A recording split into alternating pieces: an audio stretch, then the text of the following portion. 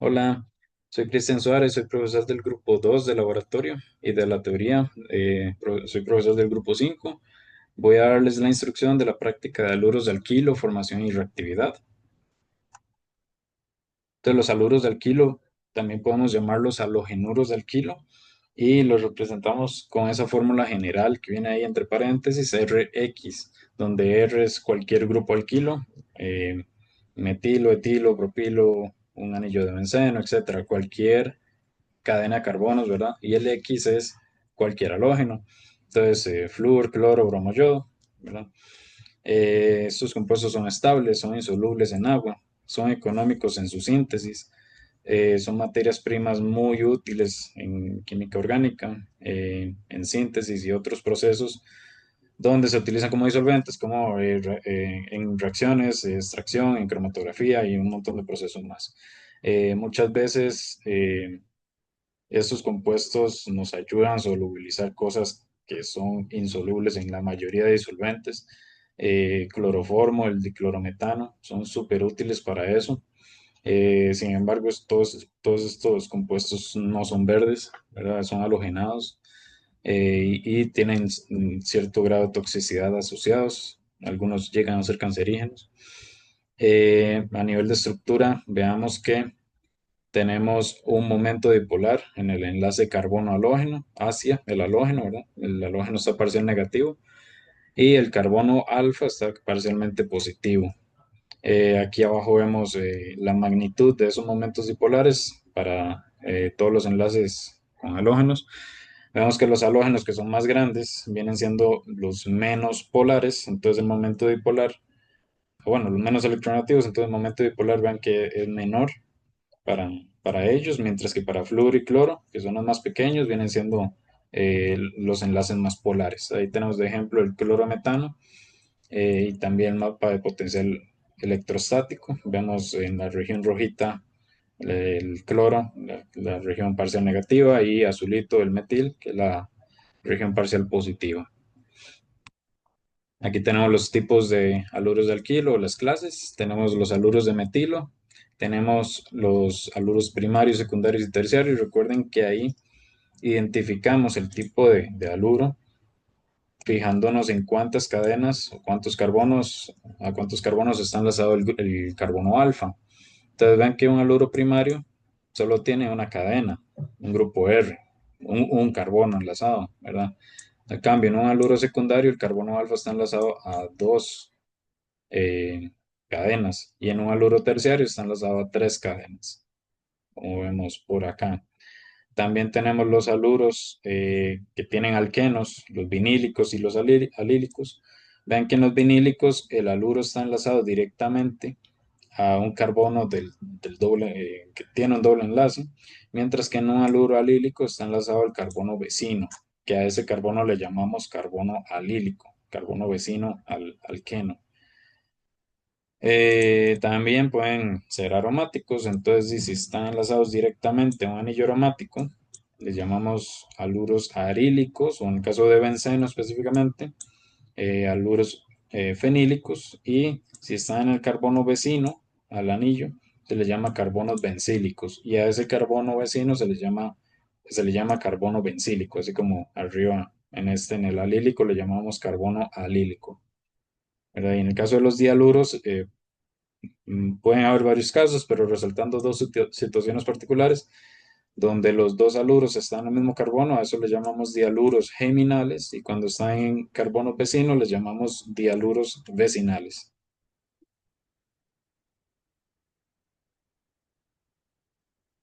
Repasemos un poco lo que vimos para el primer examen, los puntos de ebullición, primer examen de la teoría, ¿verdad? Los puntos de ebullición.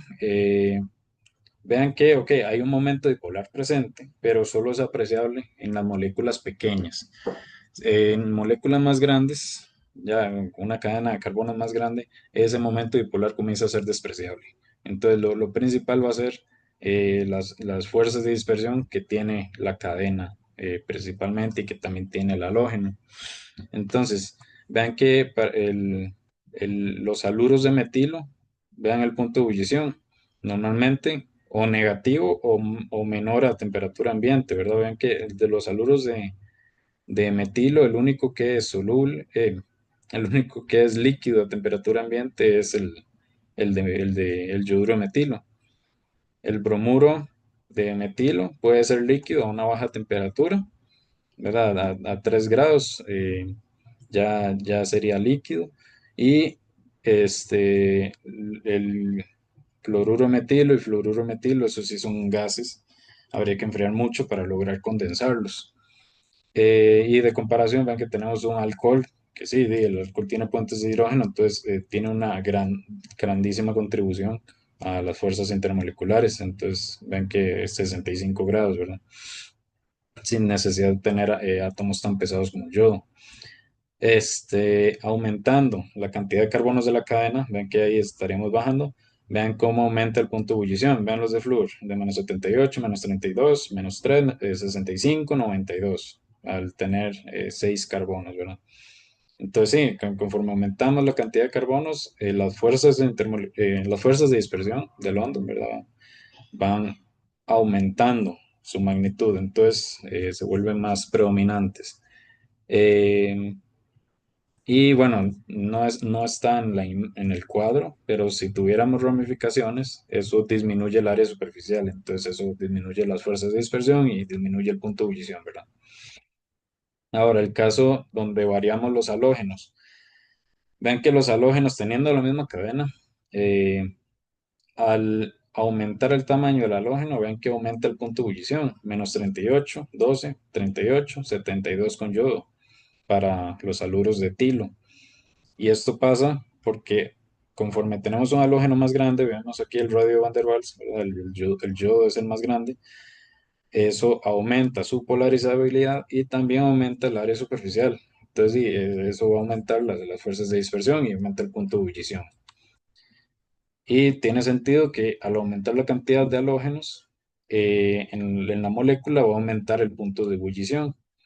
Vemos aquí con un cloro menos 24, con 2 40, con 3 61 y con 4 77 grados. Para los aluros o cloruros, ¿verdad? De metano, del metano. El único halógeno que no sigue esta tendencia viene siendo el flúor. Vemos que al aumentar la cantidad de flúors en la molécula, vean cómo disminuye el punto de ebullición. De menos 32 disminuye hasta menos 78. Y ven que es una molécula bastante pesadita, el hexafluoroetano. Menos 78 era el punto de ebullición similar al fluoruro de metilo, ¿verdad? Y eso pasa porque los flúors, al ser tan pequeños, tienen bajita polarizabilidad. Entonces, eso disminuye el punto de ebullición. Por acá vemos los métodos de síntesis para los haluros de alquilo. Vemos que pueden venir a partir de alcoholes, siendo un alcohol primario y secundario, ven que podemos agregarle un haluro de hidrógeno, un HX, le llamamos ahí popularmente, con un ácido de Lewis. Y esa reacción, vean que nos sustituye el grupo OH y nos deja el haluro enlazado. Y vean que tenemos de grupo saliente agua. Eso viene siendo una sustitución nucleofílica del grupo OH, ¿verdad? Ahorita vemos el mecanismo de eso.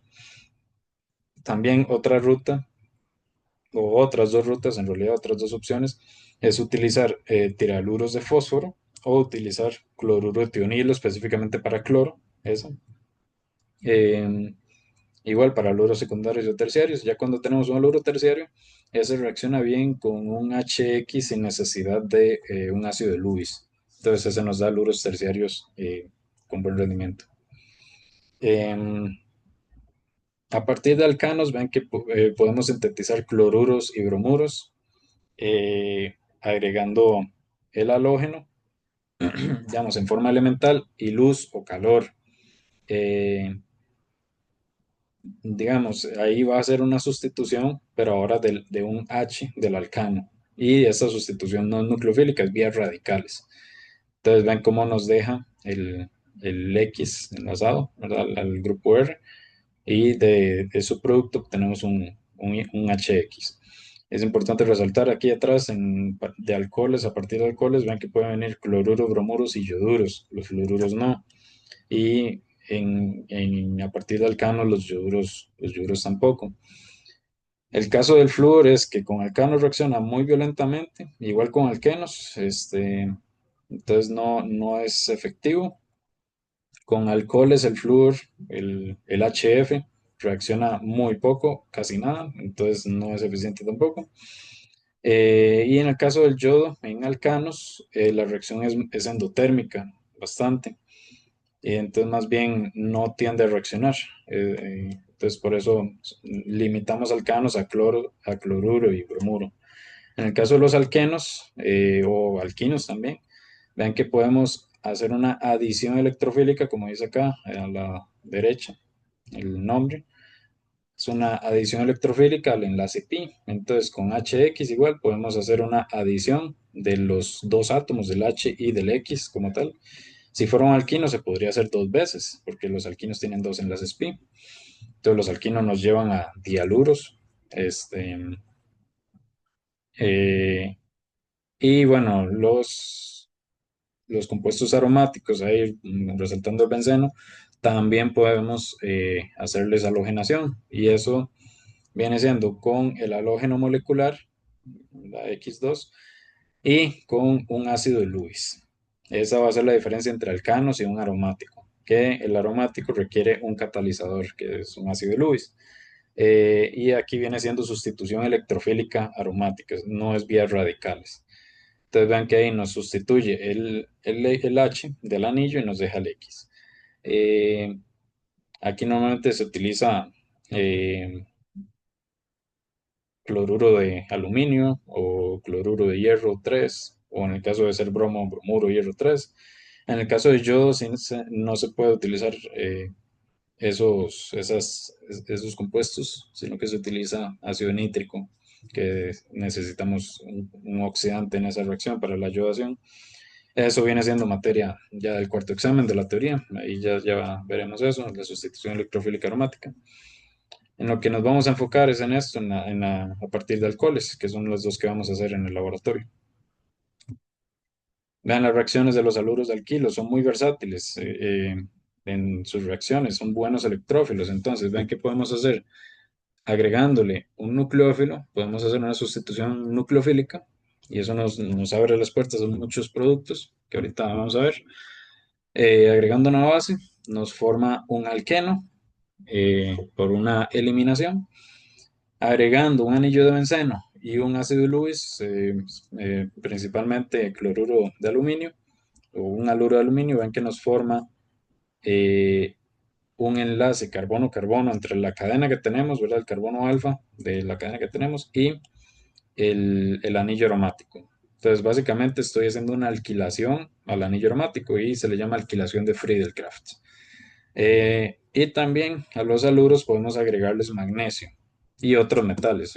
Aquí estamos resaltando el magnesio.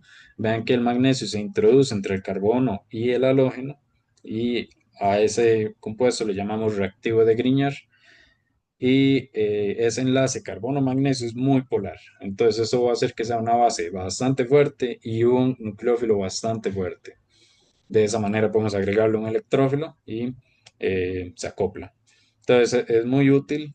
Los reactivos de Grignard son muy útiles para formar acoplamientos o formar enlaces carbono-carbono, que eso viene siendo ya materia de Orga 2. Cuando vean el capítulo de compuestos organometálicos, ahí van a ver todo eso a detalle. Vean todas las reacciones de sustitución nucleofílica que se puede hacer a un haluro alquilo, ¿verdad? Este nucleófilo puede variar, o sea, podemos agregar muchas clases de nucleófilos. Vean, si le agregamos un yoduro, podemos hacer un yoduro de alquilo. Eso teniendo un bromuro o un cloruro, ¿verdad? Podemos obtener un yoduro alquilo. Podemos agregarle hidróxido para obtener un alcohol. Podemos agregarle un alcóxido para obtener un éter. Hidrógeno sulfuro para obtener un tiol, un tiolato para obtener un tioéter, amoníaco para obtener una sal de amonio, y si tuviéramos exceso, podemos desprotonar esa sal de amonio con exceso de amoníaco, entonces nos queda una amina neutra. Podemos agregarle acida, un acetiluro un cianuro, para que nos quede una acida, un alquino interno o terminal. Y un nitrilo, podemos agregarle un carboxilato para que nos quede un éster, o podemos agregarle una fosfina para que nos quede una sal de fosfonio. Entonces, y más reacciones. Ven que se puede hacer muchas reacciones con los haluros de alquilo, nos abre las puertas a muchas clases de productos. Volvamos a la síntesis, que es lo que nos interesa. Entonces, a partir de alcoholes, ven que podemos producir em, haluros de alquilo agregándoles HX. Ahí tenemos la reactividad de todos los HX. Ven que el más reactivo viene siendo el yoduro de, de hidrógeno. Ese viene siendo el más reactivo porque es el ácido más fuerte. Al cambio, el HF, como no es un ácido fuerte ni siquiera, ven que ese reacciona muy lento, entonces no es útil para producir fluoruros de alquilo. Y abajo tenemos la reactividad del alcohol. Entonces vean que el alcohol, entre más sustituido es más reactivo. Los haluros terciarios son más reactivos. De los secundarios, primarios y de último el metanol, que es el menos reactivo en estas reacciones. Eh, y eso tiene una razón, ya casi vamos a verla. Ahí tenemos ejemplos. Entonces, ese primer ejemplo que viene es una de las reacciones que vamos a hacer. Ven que el alcohol terbutílico lo que vamos a hacer es hacerlo reaccionar con cloruro de hidrógeno, bueno, ácido clorhídrico porque va a estar en agua, eh, a eso a temperatura ambiente y ven que nos forma el cloruro terbutilo. Ahí, bueno, el libro trae, el Carey, trae un rendimiento más o menos establecido que da 78-88%. Eh, Sin embargo, eso no siempre se va a cumplir en todas las condiciones. Los haluros terciarios ven que reaccionan bien a temperatura ambiente, pero primarios y secundarios con HCl reaccionan solo, digamos, al calentarlos. Eh, digamos, vienen siendo métodos bastante malitos con HCl específicamente, pero con HBr y HI a altas temperaturas da bastante bien. Sin embargo, ya casi menciono una forma de mejorar el rendimiento con HCl. Vean que con HBr a 80, 100 grados, ven que nos da bromuro de ciclohexilo en 73% y un octanol, ahí nos da igual un rendimiento bastante bueno. Ahí tenemos con HI, nos da un yodo propano, con HBr nuevamente, y vean esa nota que viene ahí. Una forma de mejorar el rendimiento con o bueno, en cloración viene siendo con HCl y cloruro de zinc, que ese es un ácido de Lewis. Entonces ese viene siendo el reactivo de Lucas, entonces viene siendo el catalizador. Entonces así podemos mejorar ese rendimiento con los cloruros. Eh, y bueno, vean aquí otro detalle. El HBr se puede producir en el medio de reacción, que a eso le llamamos in situ. Producir en el medio de reacción, producir en el momento, digamos, en el balón de reacción. Para eso, vean que hacemos una mezcla de bromuro de sodio y ácido sulfúrico. Y entonces aquí viene ejemplo de esa reacción 1-butanol.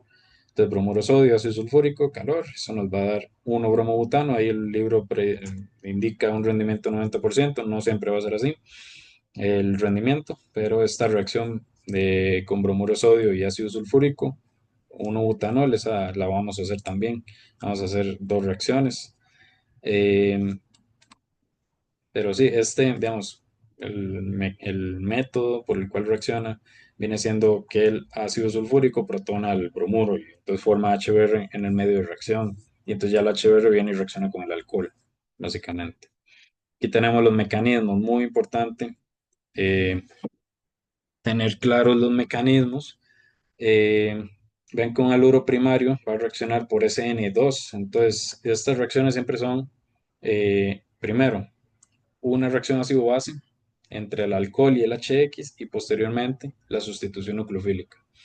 Y eso es porque un buen grupo saliente es una base débil. Entonces el grupo OH si sale se convierte en hidróxido, es una base muy fuerte, no es un buen grupo saliente.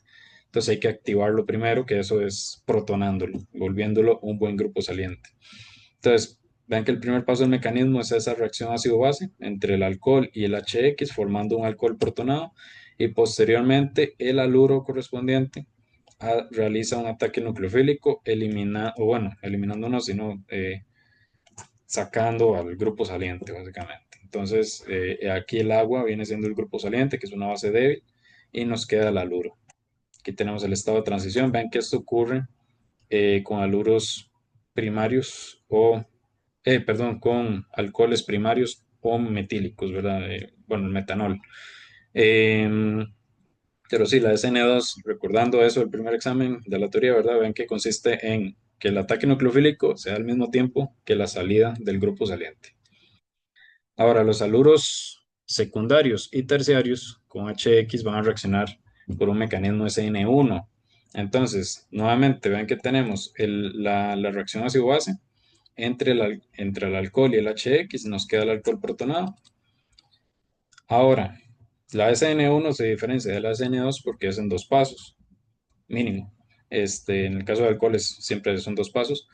Eh, entonces vean que sale el agua primero, entonces se da la salida del grupo saliente y queda un carbocatión y a ese carbocatión lo ataca el haluro. Eh, entonces vean que son dos pasos. En SN2 la salida del agua era al mismo tiempo que el ataque nucleofílico.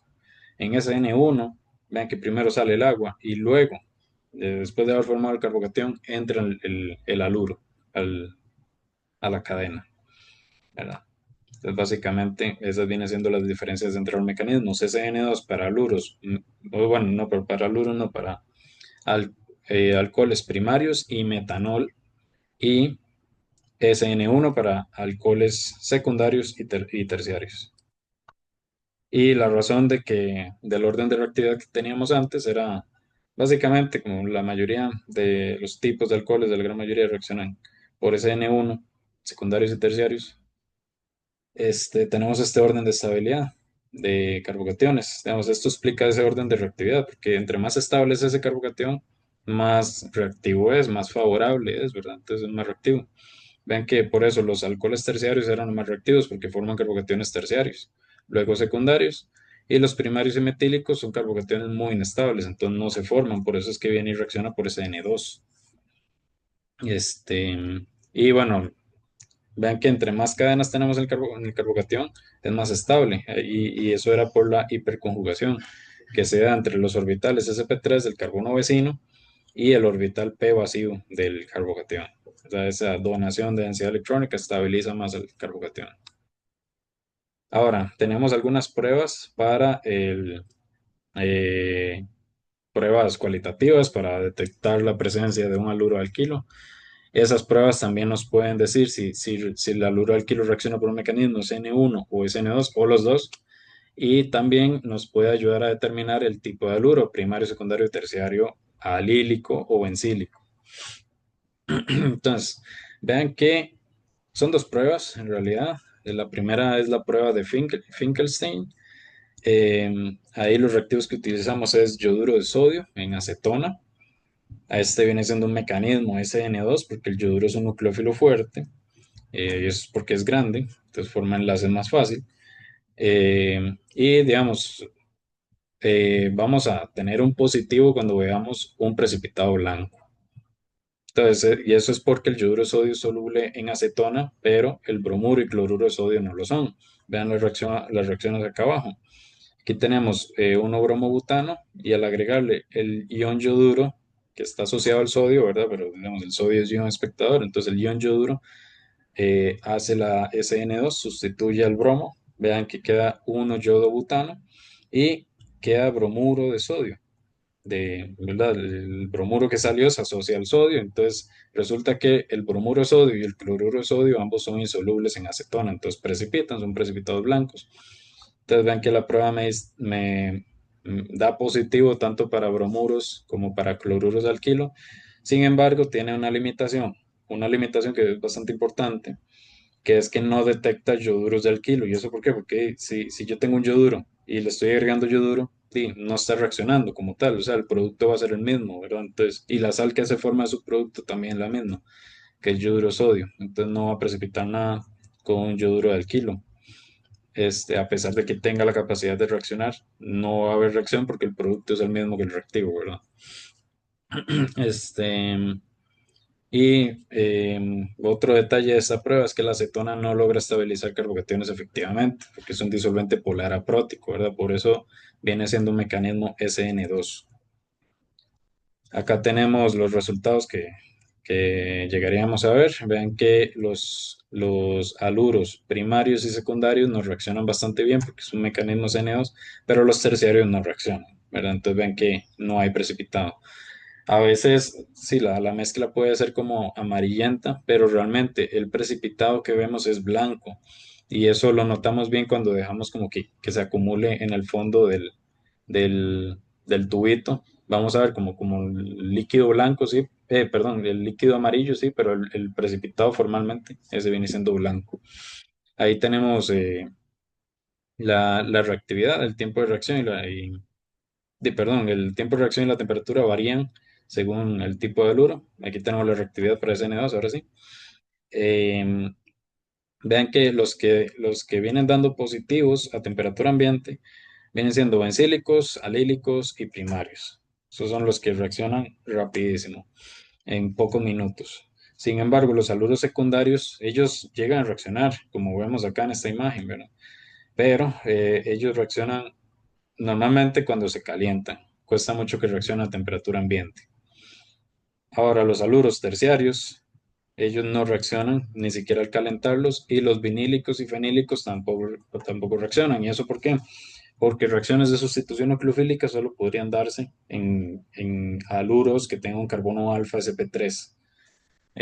Al cambio, vinílicos y fenílicos son sp2, ¿verdad? Entonces ahí los mismos orbitales de los enlaces pi estorban, por decirlo así, estorban a la hora de hacer la sustitución, por eso ellos no reaccionan nunca en ninguna de estas reacciones, su reactividad es totalmente diferente.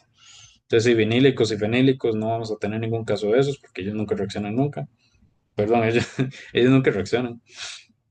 Este, pero sí, básicamente, vean que entonces quienes dan positivos en esta prueba son bencílicos, alílicos, primarios y secundarios, pero al calentarlos, ¿verdad? Los secundarios, los otros sí reaccionan a temperatura ambiente.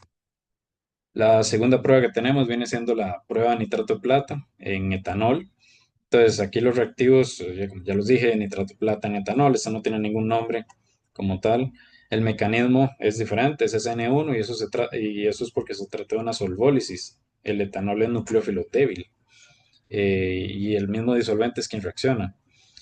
Eh, Vemos acá que nos da un positivo cuando tenemos un precipitado blanco, crema o amarillo. Vean que esta prueba nos permite identificar más o menos qué tipo de haluro es, si es un cloruro, bromuro o un yoduro.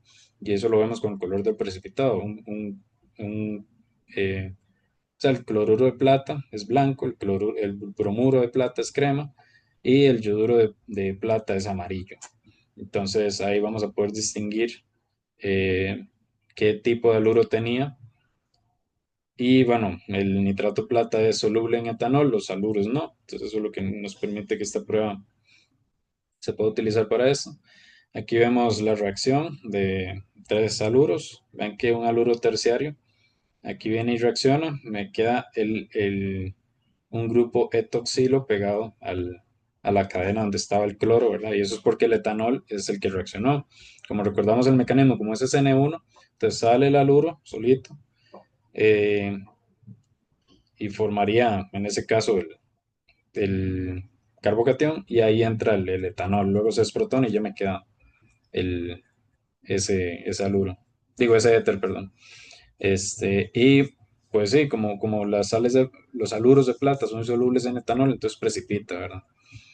Entonces ahí, vean que algo vacilón, los haluros alílicos y bencílicos, ellos logran reaccionar en esta reacción que es SN1, eh, siendo ellos primarios, ¿verdad? El primario se suponía que no reaccionaba en SN1. ¿Por qué ellos sí reaccionan? Porque el carbocatión que pueden formar tiene resonancia, ¿verdad? Entonces en el haluro alílico, ese alqueno tendría resonancia, ¿verdad? Entonces disminuye la densidad de carga, ¿verdad? Eso es lo que lo hace estable. Y igual el bencílico, esa carga que estaría ahí afuera como en el metil, se podría deslocalizar en todo el anillo, ¿verdad? Entonces es más estable todavía. Ahí tenemos los resultados. Ven que un negativo sería de no ver ningún precipitado, positivo ver un precipitado blanco o crema o amarillo, ¿verdad? Como vemos en esta imagen de la derecha. Ven que la GCl es blanco, bromuro Es como blanco, pero con cierta coloración amarilla, entonces le llamamos color crema. Y el yoduro viene siendo ya un amarillo bastante más apreciable. Eh, Aquí tenemos la reactividad en SN1. Igual los bencílicos y alílicos vienen siendo los que reaccionan más rápido. Y eso es por la resonancia que tiene el carbocation. Ya después tenemos los terciarios, que bueno, aquí sí tuve un pequeño error. Aquí, esto es terciario, ¿verdad? Aquí dice primario, pero sí es terciario, vean, tiene tres grupos R. Secundario y de último terciario, que ese no va a reaccionar. Igual vinílicos y fenílicos tampoco reaccionan.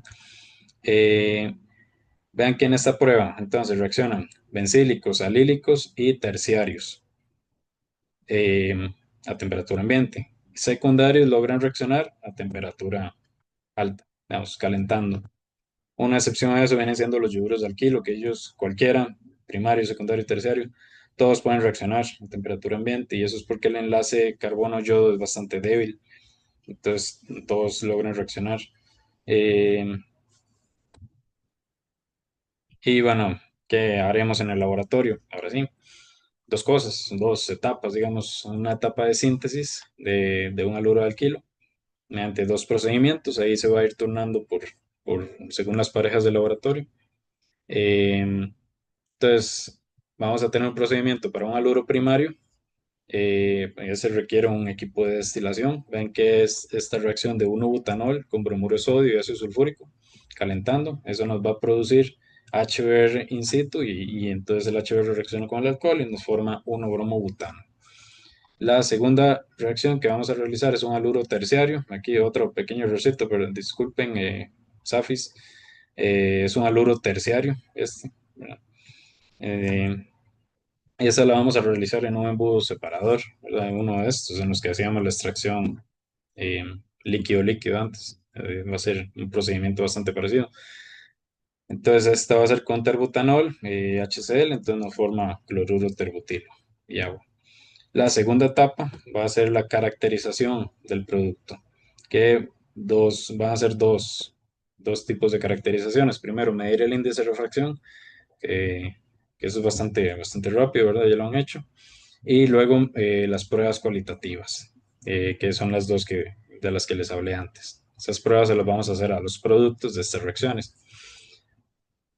También en el caso del aluro, bueno, eso ahorita lo digo, cuando esté en el aluro terciario. Ok, entonces este es el procedimiento para el aluro primario. Entonces, vean que comenzamos midiendo la masa de bromuro de sodio y de 1-butanol, los agregamos al balón de reacción, que va a ser un balón de 100 mililitros, 2440, y a ese balón vamos a agregarle núcleos de ebullición.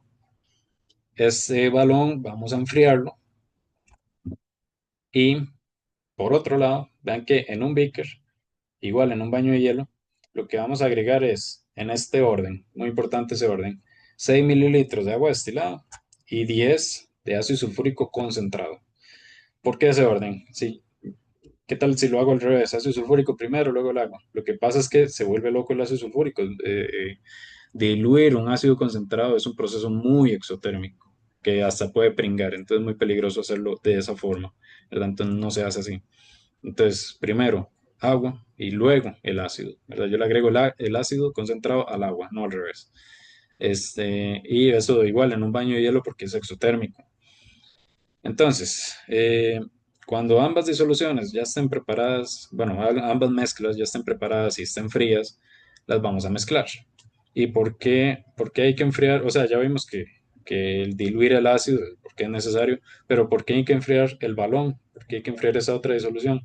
Porque a la hora que yo mezclo el ácido sulfúrico diluido, ¿verdad? Esta disolución en el balón que ya tiene bromuro de sodio se comienza a formar el HBr, que recuerden que está en disolución, ¿sí? HBr disuelto, ácido bromídrico, pero también pasa a fase gaseosa como bromuro de hidrógeno. Entonces, el hecho de enfriar ese balón va a hacer que nos dé un poquito más de tiempo para que se forme ese HBr.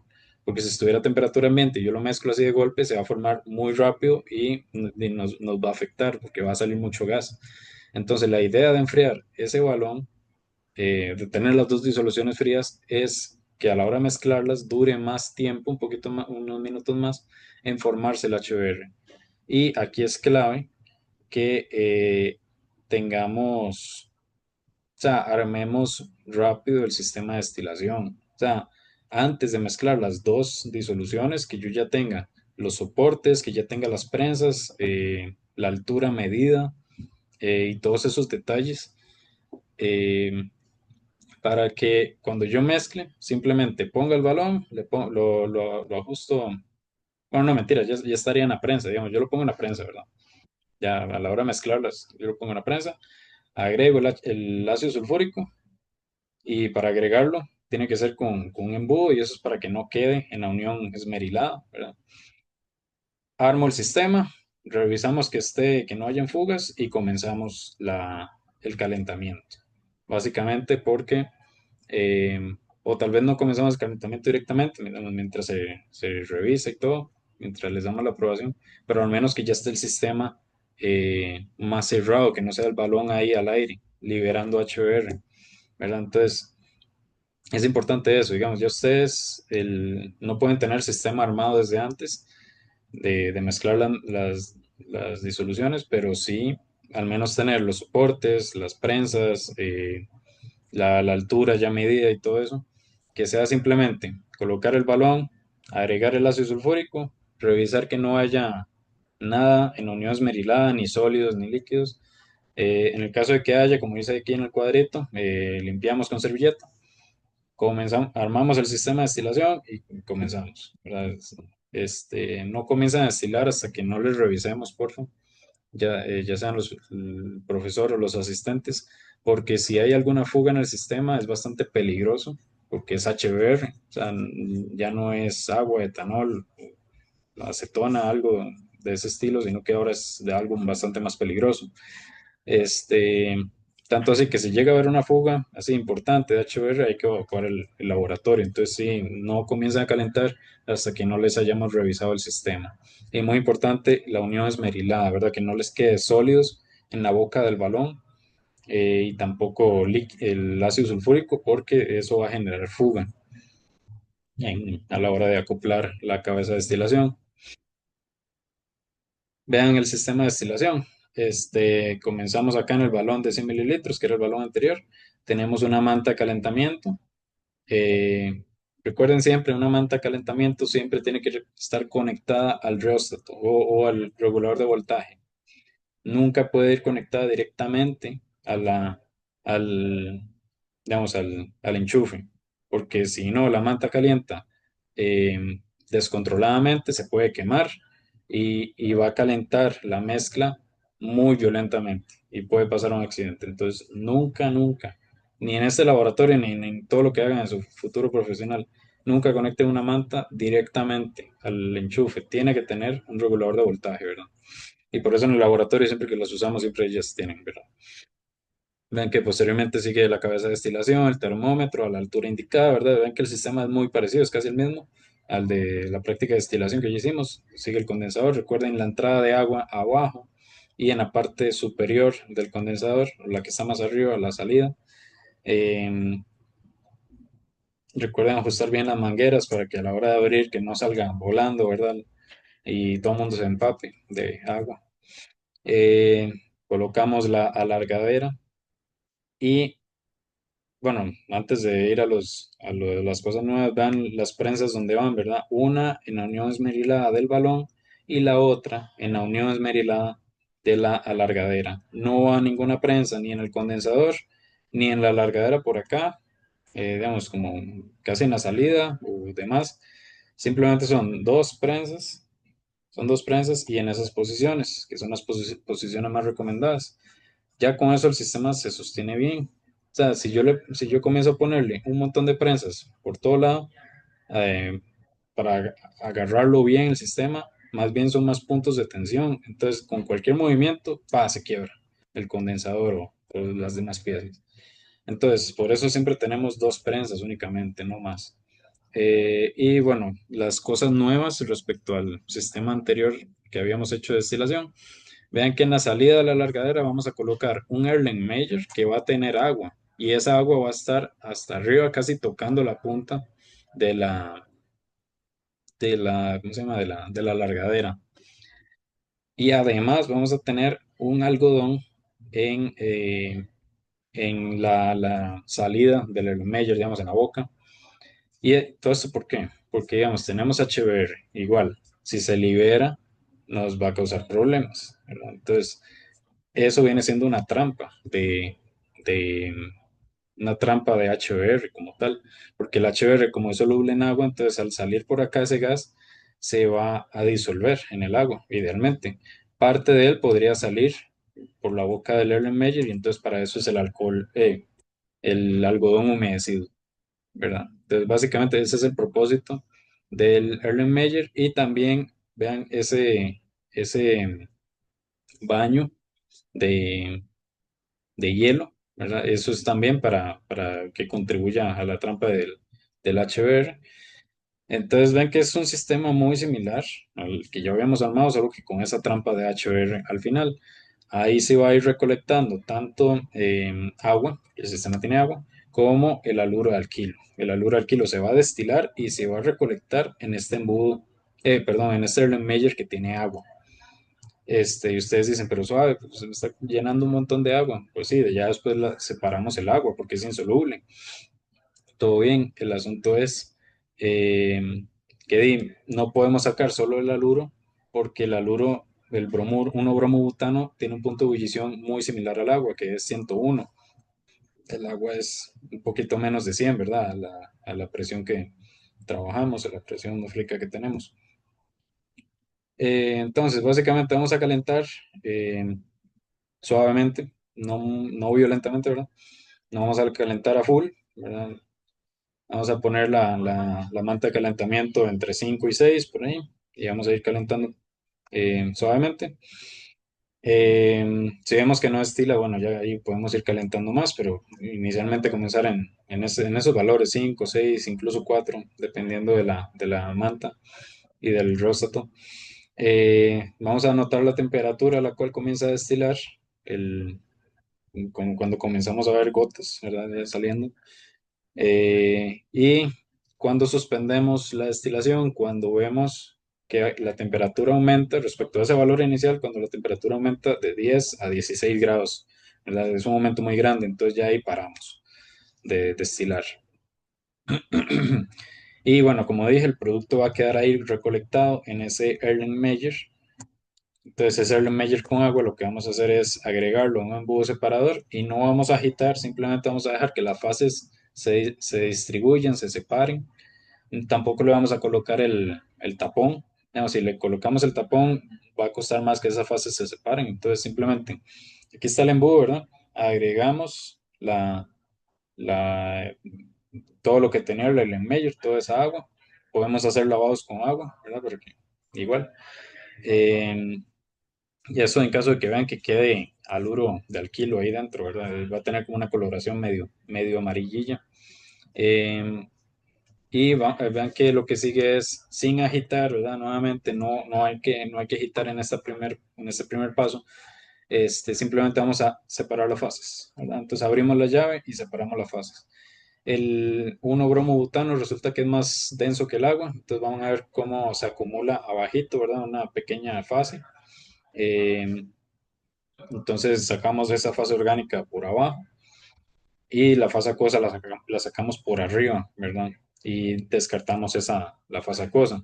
Ahora, introducimos nuevamente la fase orgánica al Erlenmeyer y la lavamos con 10 mililitros de agua destilada. Ahí sí, ya ahora sí, agitamos, ¿verdad? Ese lavado lo que va a hacer es eliminar restos de HBr que pudo haber quedado. Entonces ahí lavamos. Recuerden liberar presión, tengan cuidado de no liberar presión en dirección a alguien, ¿verdad? Siempre a una dirección donde no haya nadie. Eh, Descartamos la fase acuosa. Ahora lavamos la fase orgánica nuevamente, pero esta vez con bicarbonato de sodio al 5%, 20 mililitros. Y volvemos a descartar la fase acuosa. Ahora, esa fase orgánica que nos quedó, ven que la secamos con cloruro de calcio eh, ¿verdad? Hasta que ya se seca. Si no recuerdan cómo es ese proceso, igual preguntan a los asistentes o el profesor. Y filtramos por gravedad, pero no, cuidado, no con papel filtro, porque digamos, lo que obtenemos de producto tampoco es mucho, es bastante poco.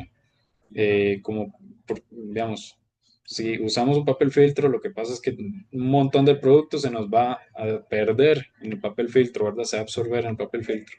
Y entonces perdemos ahí la mitad o más del rendimiento. Y si les dio muy poquito, pierden todo.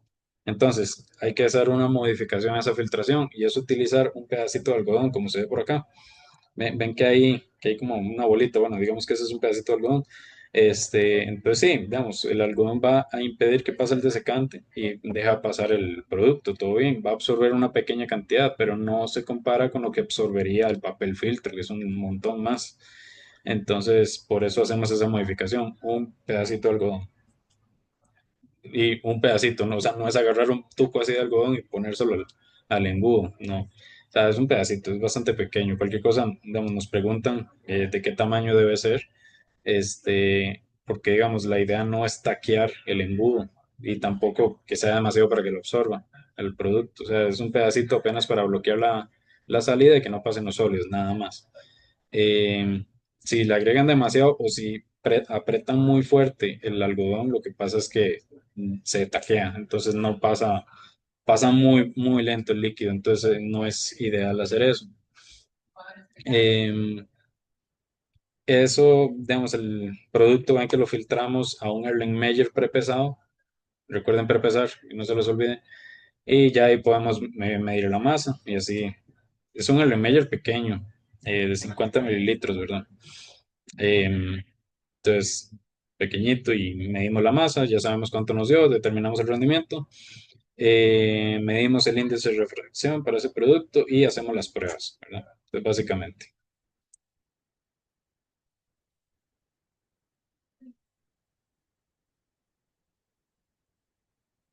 Ok. Ahora, vamos con el haluro terciario.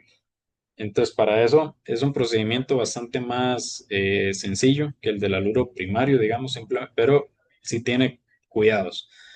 Vean que esta reacción se hace en un embudo separador. Agregamos terbutanol, 15 mililitros, y 15 mililitros de HCl concentrado. Este, entonces, una vez que mezclamos, lo que vamos a hacer es ponerle el tapón y comenzamos a agitar. Esa agitación debe ser vigorosa en el sentido de que, ok, yo voy a agitar, digamos que se mezclen bien las fases y todo, y libero presión cada cierto tiempo, ¿verdad? Como ya lo hemos hecho anteriormente en la extracción líquido-líquido. Sin embargo, un cuidado adicional antes es que, o sea, no es hacer un batido, no es así fuertísimo. ¿Por qué? Si eso pasa, vamos a perder el producto. Y es que, digamos, esta reacción no solo nos da el cloruro, sino que también puede darnos alqueno. Digamos, puede haber eliminación. Entonces va a estar la competencia de sustitución-eliminación. Entonces ese alqueno resulta que es bastante volátil. Entonces, si yo agito demasiado fuerte, ese alqueno va a pasar a la fase gaseosa y a la hora que yo libero presión va a sonar así un montón, ¿verdad? Entonces, digamos, cuando ustedes agiten, ok, que sea fuertecito, pero tampoco demasiado. Cuando ustedes liberen presión, si ustedes escuchan así como, ¿verdad? Si se oye demasiado, todas las veces que ustedes están liberando presión es porque ahí se está liberando el alqueno y están perdiendo producto, ¿verdad? Entonces ese sería un indicador para agitar un poco más suave, no tan fuerte a como le están haciendo. Vean que esa agitación debe ser por 20 minutos, entonces son 20 minutos de esto, ¿verdad? Y estar ahí liberando presión constantemente. Tengan cuidado con el tapón, agarren el tapón correctamente con esta parte de la mano, ¿verdad? Entonces lo agarran de esa forma para que no se les libere. O sea, ahorita no tengo un embudo separador por acá, pero digamos, bueno, esta botella, bueno, digamos esta botella, ¿verdad? Este es el tapón, ¿verdad? Yo lo agarro así, ¿verdad? No lo agarren así porque aquí el tapón está sí, sin nada que lo detenga, la presión ¡pa! Hace que salga disparado. ¿Verdad? Entonces siempre agarrándolo de acá, ¿verdad? Haciendo la agitación liberando presión. Cuando terminemos ese tiempo de 20 minutos, vamos a separar las fases. En el caso de este producto, el cloruro de terbutilo ese es menos denso que el agua, entonces más bien va a estar arriba. Entonces sacamos el agua por abajo, la descartamos y conservamos la fase orgánica ahí en el embudo, porque ahora vamos a hacerle lavados a ese producto, a esa fase orgánica. Entonces lo lavamos con 10 mililitros de agua fría y eso igual para eliminar restos de HCl que pudieron haber quedado. Posteriormente, lavamos con bicarbonato. No les había dicho antes, el bicarbonato es para neutralizar, ¿verdad? O sea, ese primer lavado va a ser como que parte de ese HCl se vaya, ¿verdad? Pero el bicarbonato va a terminar de neutralizar el HCl que quedó, ¿verdad? Básicamente.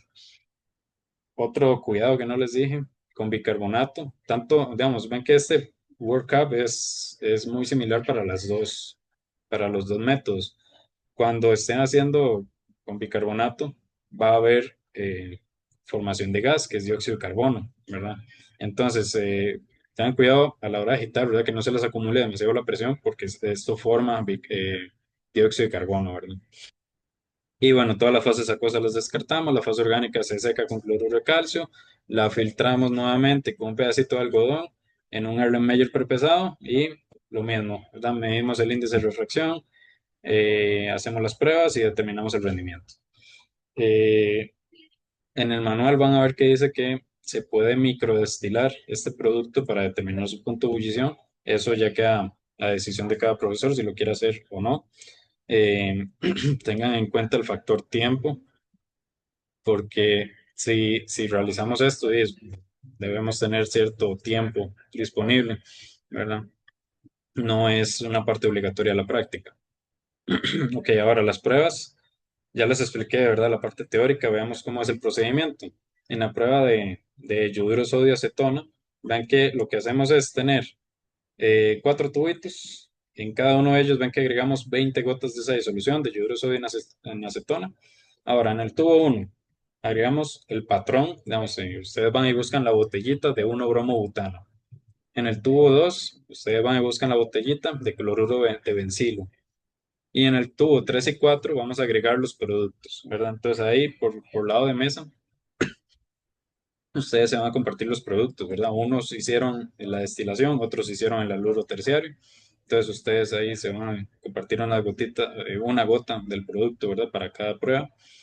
Este, ahora ven que las dejamos reposar 4 minutos a temperatura ambiente y de ahí, si alguna precipita, vamos anotando ahí los resultados, las observaciones. Este, Y si no hay precipitado, vamos a colocar esos tubos en un baño María. Vean aquí cómo se indica, cómo se muestra en esta imagen.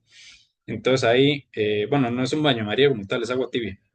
O sea, no a ebullición, ¿verdad? Es agua tibia. Vamos a calentar por 4 minutos y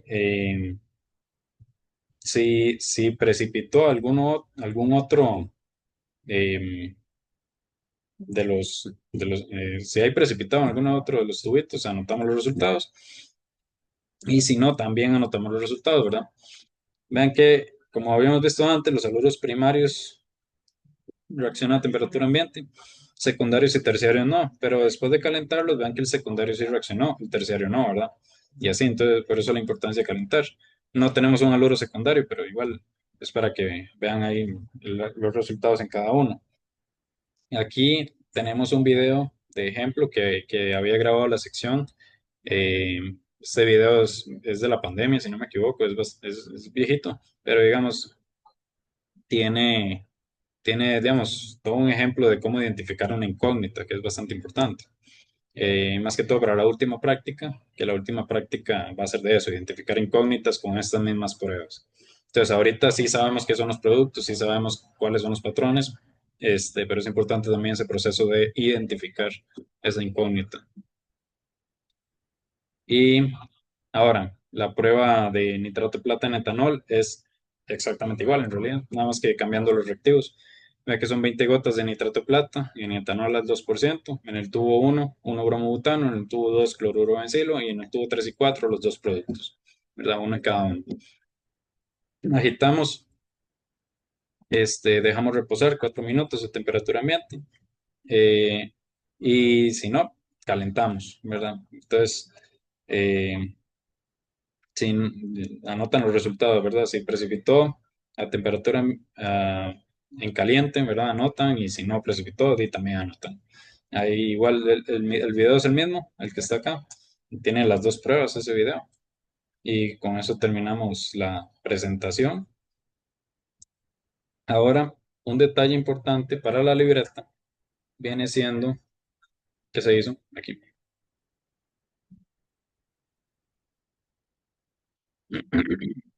El cuadro de síntesis, que es algo nuevo que no habíamos hecho antes. ¿Y eso por qué? Porque esta es la primera síntesis que estamos haciendo en el curso. Eh, en este curso son tres síntesis, sí, son tres síntesis. Ya en Orga 2 van a hacer un montón de síntesis más, pero esta es la primera. Y siempre que uno hace una síntesis, debe hacer un cuadro de síntesis para ver la relación estequiométrica entre los reactivos y también ver excesos, si hay excesos, si hay catalizadores, ver la, ¿cómo se llama? La cantidad catalítica, digamos, que se agrega.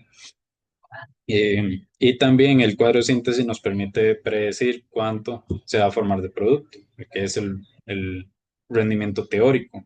Sí les pido ahí que repasen estequiometría. O sea, ya la van a repasar completando el cuadro de síntesis, porque debe estar hecho antes de la práctica, en la libreta. Pero digamos, igual repasen estequiometría, que es un tema, ¿verdad?, de química general, eh, porque siempre, incluso en Orgado, siempre andan preguntando cómo calculo el rendimiento teórico, ¿verdad? Y ese tipo de cosas, o el porcentaje de rendimiento, cómo lo calculo, que son cosas que ya en principio ya deberíamos manejar bien. Pero bueno, vamos a explicar el cuadro de síntesis. Vean que, bueno, esta presentación está en mediación, la hizo la profesora Cintia Sandía. Eh, Ahí tenemos un ejemplo de una reacción de síntesis. No es nuestro caso, ¿verdad? Pero es una reacción SN2 ahí en una síntesis de Williamson. Para hacer eso en el laboratorio, lo ideal es que tengamos un cuadro de síntesis de esa reacción. Eh, y acá tenemos ya un ejemplo más concreto, ya de lo que es el cuadro de síntesis. Vean que en el cuadro de síntesis, que ven ahí viene el título y todo, ¿verdad? En el caso nuestro sería síntesis de un bromobutano o síntesis de cloruro terbutil, ¿verdad? Y así. Entonces le ponemos el título, vean que luego ponemos la reacción, perdón. Y la idea es que vengan los reactivos así acomodados como por columnas en la reacción. Y de esa manera, ven que, bueno, colocamos el nombre, ¿verdad?, de los reactivos. Y ven que colocamos todas esas otras cosas que vienen ahí, vean, estequiometría, que viene siendo la relación, ¿verdad? Los coeficientes de la reacción, básicamente. En esa reacción todos son uno, entonces por eso en todos viene uno. Pero si una reacción se da con dos equivalentes de hidróxido de sodio, por ejemplo, entonces ponemos dos, ¿verdad? Sería ese coeficiente. Ven que también colocamos la masa molar, que la masa molar, esa viene del, del, del cuadro de constantes, ¿verdad? Ahí la colocaríamos. Volumen, cuando aplique, no es necesario siempre, pero colocamos volumen si tenemos que medir el volumen de algún reactivo. Densidad, que tampoco es necesaria siempre, pero digamos, cuando medimos un volumen, para poder pasar ese volumen a masa y hacer toda la estequiometría, ocupamos la densidad. Entonces, esa densidad vendría del cuadro de constantes. Luego la masa. Y también la cantidad de sustancia o los moles, ¿verdad? Podemos ponerlos en moles o en milimol, porque van a ver que siempre cuando trabajamos en el laboratorio, las cantidades en moles es poquita. Es 1 por 10 a la menos 3 o así, ¿verdad? Entonces, es bastante poquito, entonces por eso se suele disminuir como la unidad, ¿verdad? Pasarlo a milimol para no tener que estar poniendo por 10 a la menos 3 a cada rato o estar poniendo muchos decimales. Entonces, ¿cómo se llena este cuadro? Voy a hacerle un poquito de zoom. Básicamente, nosotros la estequiometría la tenemos de la reacción, entonces simplemente es colocar los números de los coeficientes que vemos en la reacción. Ahora, masa molar. Más, perdón, masa molar y densidad salen del cuadro constantes, ¿verdad? Y lo demás depende del procedimiento y de cada reactivo, ¿verdad? En el caso nuestro, que sería así como bromuro de sodio y, y ácido sulfúrico y demás, vean que nosotros aquí tendríamos masa, por ejemplo, el bromuro de sodio del 1-butanol, entonces tendríamos ahí la masa, entonces eso lo anotamos acá, las cantidades que se agregan. En el caso, por ejemplo, del cloruro de terbutilo para perdón, alcohol terbutílico para la del haluro terciario. Ahí medimos volumen, entonces anotamos el volumen, ¿verdad? Ahora, la idea de eso es pasar eso a moles y con los moles hacer la estequiometría para ver cuánto va a dar de producto, ¿verdad? Entonces, vean que, digamos, la masa yo la puedo pasar a moles, la cantidad de sustancia, utilizando la masa molar, ¿verdad? Como se vio en química general, usando la estequiometría, bueno, la estequiometría no, sino las conversiones, ¿verdad? Análisis dimensional. Entonces, de masa yo puedo pasar a cantidad de sustancia, que son los moles, utilizando la masa molar, ¿verdad? Entonces, en ese caso, sería dividir, ¿verdad? Entonces, 0,3 entre la masa molar, 152, ¿verdad? Y eso nos da 1,97 milimoles. Si dividimos, digo, si multiplicamos por 1000, ¿verdad? Porque nos queda en milimol. Entonces ya ahí tenemos básicamente todo lo de vainillina, ¿verdad? O bueno, es un cuadro para otra reacción, ¿verdad? Pero estoy explicando el ejemplo. Ahora, ven que para el anhídrido acético de esta reacción, ¿verdad? Ellos midieron volumen. Entonces, yo de ese volumen ocupo masa y de la masa ocupo cantidad de sustancia. Entonces yo puedo pasar volumen a masa utilizando la densidad. Entonces básicamente sería multiplicar el volumen por la densidad y eso me va a dar la masa, ¿verdad? Ahora, esta masa la dividimos entre la masa molar y me deja la cantidad de sustancia, ¿verdad? Entonces ven que ahí yo ya tendría esas dos columnas para los dos reactivos. Ahora, ¿cómo le hago para el producto? Ahí es donde entra la estequiometría. Hay que identificar con base en estos, ¿cómo se llaman? Los moles, si hay un reactivo limitante y si hay un reactivo en exceso también, ¿verdad? Entonces, ven que de los dos, 1,97 y 8,4, el reactivo limitante es la vainillina. Vean que está en menos proporción, ¿verdad? Son prácticamente 2 moles, 2 milimoles, perdón, de vainillina contra 8,5, redondeado ahí, de anhídrido. Entonces, la vainillina es el reactivo limitante, ¿verdad? O sea, lo máximo que puede reaccionar es hasta 1,97 moles del producto, porque eso viene siendo los moles de vainillina y la relación es 1 a 1 en todo, ¿verdad? Si hubiera un factor estequiométrico, ya hay que involucrarlo, ¿verdad? Ya sea multiplicar o dividir. Este, pero y todo es 1 a 1, entonces ven que estos moles de vainillina, asumiendo que reacciona al 100%, ¿verdad? Esos serían los moles del producto que se obtienen. Multiplicando por la masa molar, ya yo obtengo o sea, la masa de producto que va a dar, ¿verdad? Recuerden que como está en milimol, hay que dividir entre 1000 para que quede en mol nuevamente, ¿verdad? Y ahora sí multiplicar por la masa molar. Y entonces ya nos queda la masa en gramos. Esa masa es teórica, digamos, es la masa que se obtendría si reacciona el reactivo limitante al 100%, ¿verdad? Entonces, a eso es lo que le llamamos rendimiento teórico, ¿verdad? El RT. Entonces, posteriormente, ya el porcentaje de rendimiento sería dividir la masa que obtenemos en el laboratorio, ¿verdad? Entre esta masa teórica, que es el máximo que podría dar, ¿verdad? Y multiplicarlo por 100, ¿verdad? Entonces eso me va a indicar de lo que debió dar la teoría, ¿verdad? De lo que debía dar, cuánto se obtuvo, ¿verdad? Entonces, da 70, queda 80%, ¿verdad? 90, como indicaba el libro, etcétera, ¿verdad? Entonces, todo este cuadro se llena con datos teóricos, ¿verdad? Entonces, esto se hace antes del laboratorio. A no ser que se cambie alguna cantidad, que no sería el caso de esta práctica, que en el momento que se cambie, que ya no sea la masa que les dijimos de bromuro de sodio, sino que sea la mitad o algo así, ¿verdad? Ahí sí se cambiaría el cuadro de síntesis, pero digamos, no es el caso, eso no va a pasar, no se va a cambiar esas cantidades. Entonces, el cuadro de síntesis ya debe entrarlo hecho desde antes de entrar al laboratorio. Y eso es para que ya tengan todos los cálculos hechos, que simplemente sea, miden la masa del producto y ahora ya sacan porcentaje de rendimiento, porque es más al producto que obtuvieron en el laboratorio entre, ¿verdad? Denominador, la masa teórica por 100. Entonces, básicamente, ahí calculan el porcentaje de rendimiento. Entonces,